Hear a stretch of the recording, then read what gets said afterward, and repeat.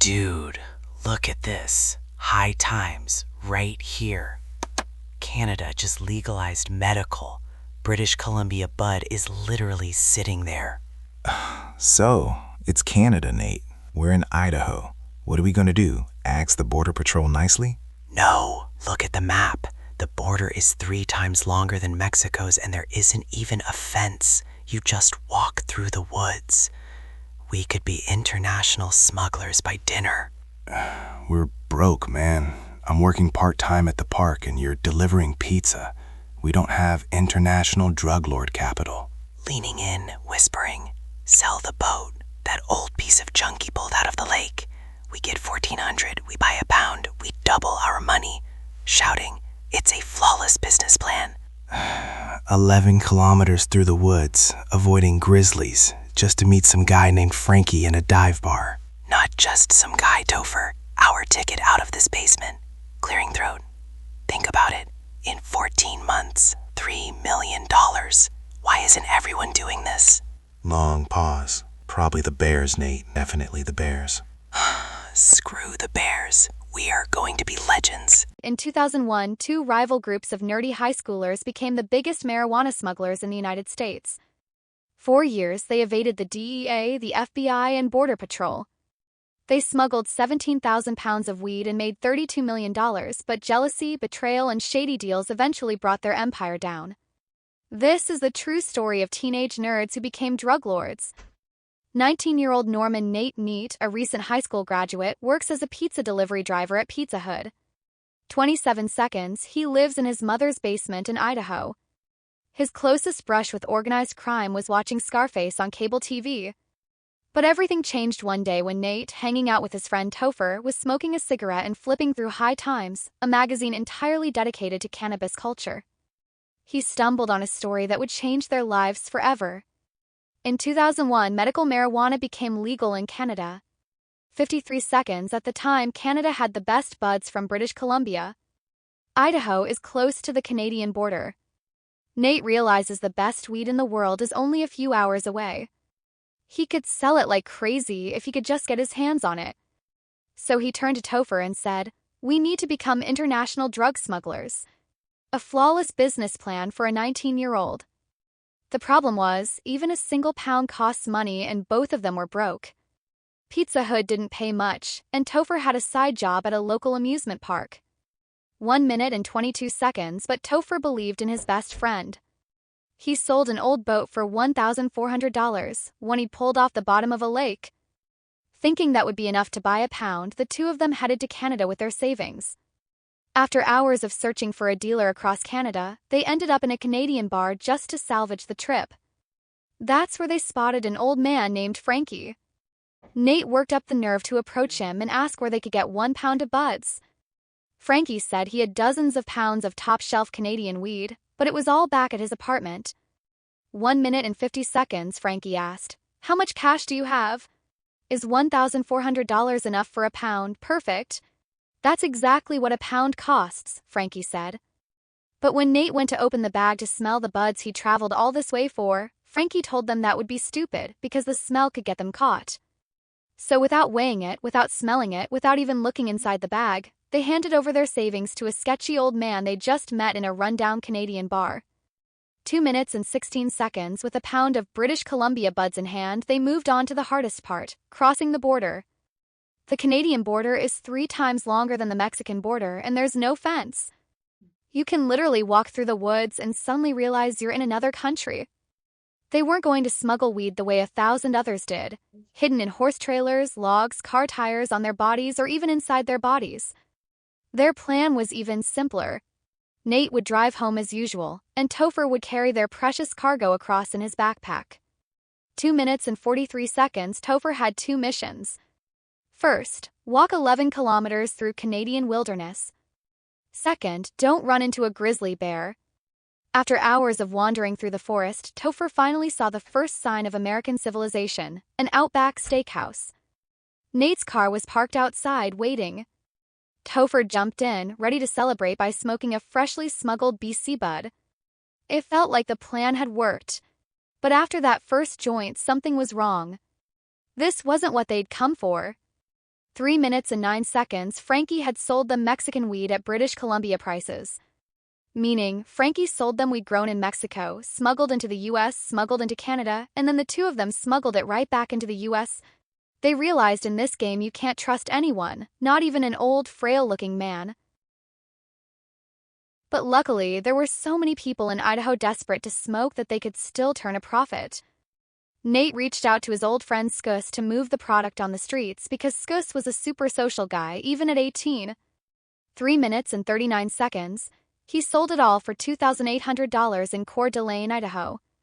That was double what they spent. Nate proved his business model worked. He turned to Topher and said, "High Times was right. Why isn't everyone doing this? According to my calculations, we can make $3 million in just 14 months, doubling their money with every run." And to them, that sounded like enough. Appa Papa. With $3 million in your pocket, delivering pizza is a lot more fun than doing it broke. They wanted to buy a head out of the game. Because when drug dealers get caught, it's always because they get too greedy, but that wasn't them. They promised themselves no guns, no girls, and no flashing money. Heading toward Creston, Nate seriously started thinking about his career, that this job could be his golden ticket and he didn't need college at all. 26 seconds after a few smuggling runs like that, he'd be able to buy a dark car. But then, in his rearview mirror, he saw Canadian red and blue lights. Norman Nate was pulled over by the police. With every step, Nate thought only one thing: he was in even deeper. So what, boys, you smuggling? In Creston, you won't get a single flower. You need to go to Nelson. And don't speed. I'll give you a warning. Not a bad tip on where to find those legendary British Columbia buds. Nate was stunned. 52 seconds, Canada was very different from the United States. In 2001, the weed business in Canada was bringing in $7 billion a year, and Nelson was its capital. Back then, Canada had some of the softest laws in the world. It became the second country in the world to allow medical marijuana. As a result, a golden age of British Columbia bud arrived, sought after. And for Nate, this was exactly what High Times had promised. After visiting a few Canadian hydroponic shops, Nate finally found the real growers of BC bud, people who could supply him with product for the U.S. 1 minute and 26 seconds, Nate and Topher waited for nightfall. That's when Topher, wearing camouflage, would jump out of the car with a bag of cash and disappear into the trees. He carried that money bag more than 7 miles. In Canada, they'd swap a bag of cash for a bag of buds from Canadian farmers, then run the same route back home. 1 minute and 43 seconds, Nate crossed the border by car, and Topher walked through the forest with the bag. Back in the States, he'd hand the bag to Nate, who'd hand it to Skus, who'd pass it on to 100 dealers. And Topher made $1,000 per run. Meanwhile, Nate kept more than 150 grand, more money than he'd ever seen in his life. The business was booming, and Nate's operation needed to expand. Big money meant they needed serious workers. So they recruited friends from high school to help run the business. The nerd crew drove to the border checkpoint, where they'd all change into camouflage and head into the woods carrying bags stuffed with cash, up to $40,000. 12 months earlier, they all swore they wouldn't draw attention with money. Slowly, they started buying things they'd always dreamed of: motorcycles, jet skis, plasma TVs, even mini disc players. And whatever they bought, it was always the most expensive version. Skus moved out of his mom's basement and told her he was renting some tiny, crappy apartment. In reality, he bought a house on a lake. Nate started throwing parties, inviting half the town almost every week. He bought an 8-bedroom mansion, a separate house just to store cash, an Escalade with 24-inch rims and diamond chains. He was convinced most drug dealers were rappers, so he started buying watches that cost. He even found himself a beautiful stripper girlfriend named Buffy. When Nate's mom asked where all the money came from, he told her it was his snow removal business, then bought her a house in Lakeside, and she stopped asking. The scariest part is what he never told his mom. In his life, Nate had worked as a paperboy, a telemarketer, a cashier, and a pizza delivery driver, but he realized the only get-rich-quick scheme that actually works in this world is selling weed. A year later, the team had grown to 32 people, and they were moving 1,000 pounds across the country. Nate's simple operation turned into a well-oiled machine, but they still had problems. One night, the runners stumbled upon a DEA agent asleep in his truck. In the winter forest, at 14 degrees Celsius, they lost the trail and nearly froze to death. Nate started rigging every car with explosives, so if American cops ever pulled them over, they could just blow up the vehicle and run. It was 2002. To calm the runners down about hauling 1,000 pounds across the country, committing a federal crime, Nate promised that if they ever got arrested, they'd just call him from jail and he'd pay their bail and lawyers. But Topher started getting nervous about the flashy lifestyle and the growing business. He begged Nate to get out.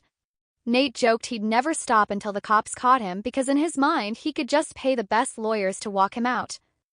And the $3 million goal turned out to be weak. They made it in a month. To shut Topher up, Nate raised his pay to $8,000 per run. At 3 a.m., Nate gets a phone call. Scuzz has been robbed.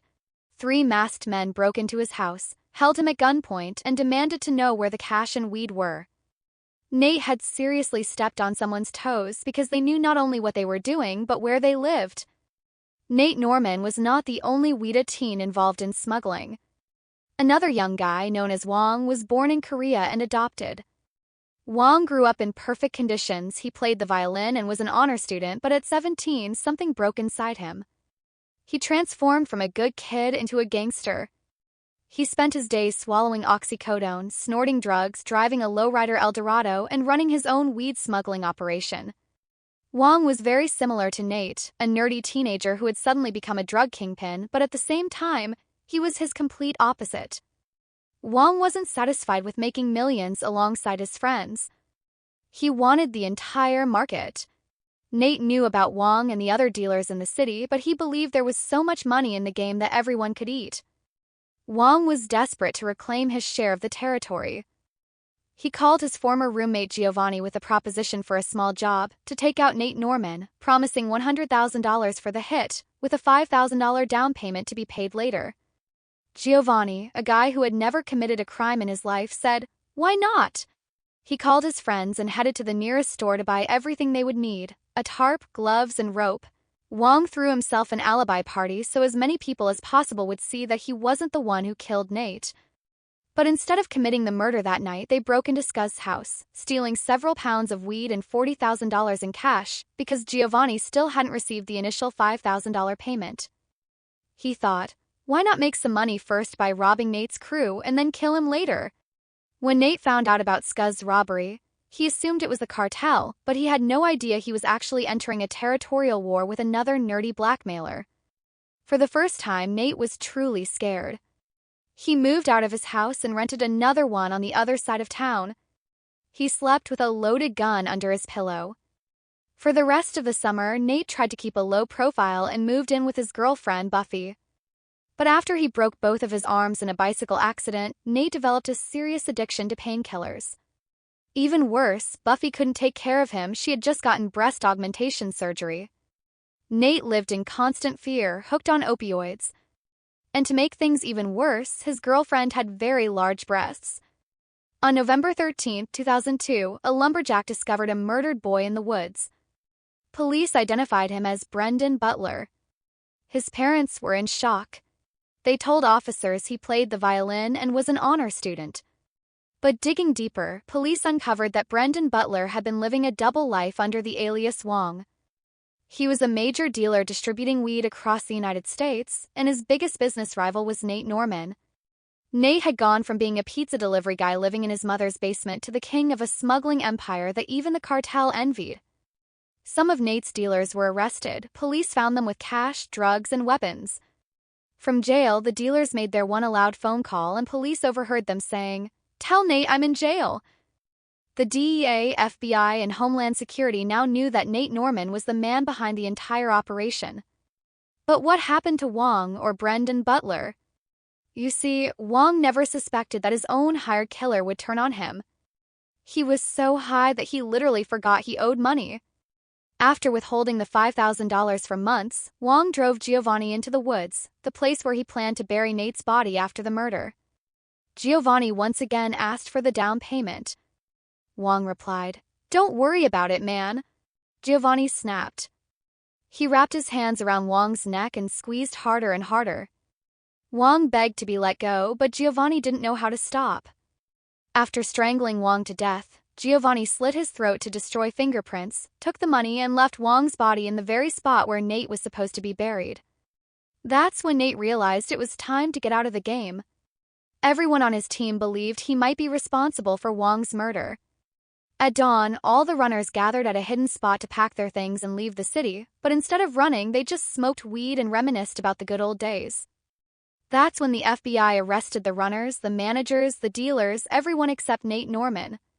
One by one, the FBI pressured them for information about Nate and the entire operation. But when Nate learned that federal agents were turning his team against each other and threatening them with long prison sentences, he walked into a police station and turned himself in. The cops couldn't believe their eyes. They expected a hardened criminal mastermind, but instead they got a kid who had only recently graduated from high school.